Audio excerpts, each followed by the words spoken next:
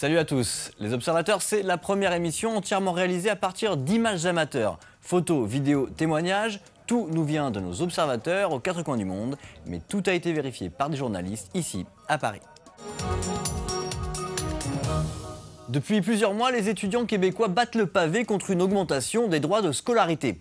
Alors ils s'affrontent régulièrement avec la police et parfois même très violemment, à tel point que le 5 mai dernier, un jeune homme a été grièvement blessé par un policier. Notre observateur William Ray a filmé la scène et il va la décrypter pour nous. J'étais en train de filmer la rangée de policiers en face de moi quand j'ai entendu un tir. Quand j'ai entendu cette déflagration, je me suis tourné vers la gauche. Et pendant que je me tournais, j'ai vu un jeune homme qui s'effondrait à terre.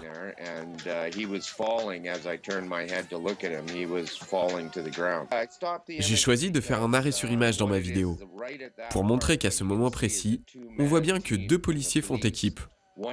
L'un d'entre eux a un pistolet Arwen, le type d'arme qui tire des balles en plastique. Et l'autre est clairement en train de choisir des cibles sur lesquelles il faut tirer. Sur ces images, on voit que l'homme lève son arme au niveau de l'épaule. Et c'est un homme qui fait plus d'1,80 m. Donc il est évident qu'il ne vise pas les jambes. Il vise hauteur de tête. C'est vrai, les manifestants jettent parfois des pierres sur la police. Bien sûr, je ne soutiens pas ce genre de comportement. Mais répondre à ça avec des vagues et des vagues de gaz lacrymogène, avec des balles en plastique, je ne trouve pas cela très professionnel. Avec les nouvelles technologies, pratiquement tout le monde peut tourner une vidéo. Et je pense que ça peut faire la différence. À cause de ma vidéo que j'ai mise sur Internet, la police de la province a été obligée d'admettre qu'ils ont peut-être touché le jeune homme.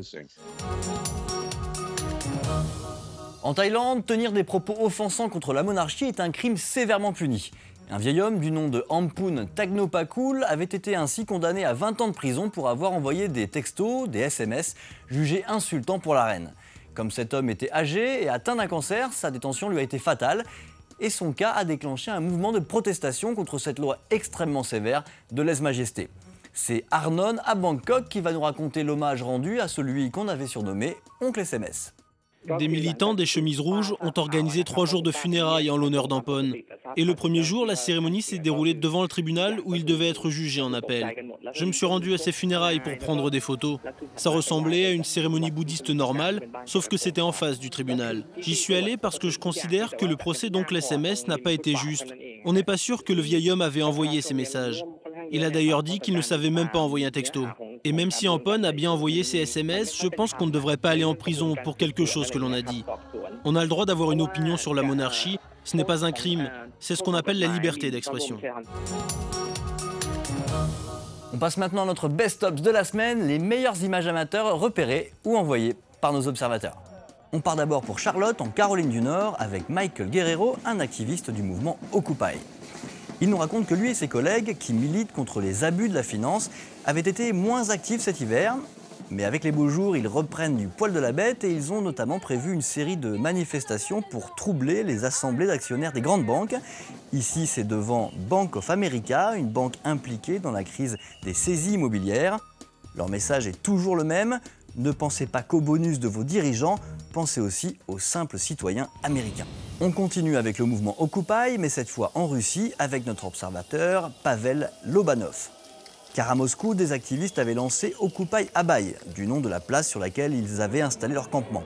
Mais pour eux, pas de revendications économiques, et leur ennemi ce n'est pas le système bancaire, c'est Vladimir Poutine, le nouveau président dont ils ne veulent pas reconnaître l'élection, qu'ils jugent frauduleuse. On finit le voyage dans un lycée de la province du Hubei. On savait les lycéens chinois studieux, mais peut-être pas à ce point-là. Ici, ils ne veulent même pas bouger de leur siège pour continuer à réviser. Alors pour prendre leurs vitamines, ils se sont installés des perfusions juste au-dessus de leur bureau. À moins qu'ils ne se destinent tous à faire des études de médecine, le procédé semble un peu extrême et surtout dangereux.